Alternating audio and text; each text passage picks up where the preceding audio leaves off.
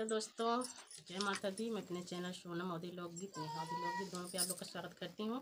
और बहुत प्यारा कहरवा नाच गीत है, आप लोग सुनिएगा। कमेंट बॉक्स में ज़रूर बताइएगा। हमारा गाना अच्छा लगे तो हमारे चैनल को लाइक सब्सक्राइब शेयर जरूर करिएगा। तो चलो सुनाती हूँ, आप लोग सुनिए।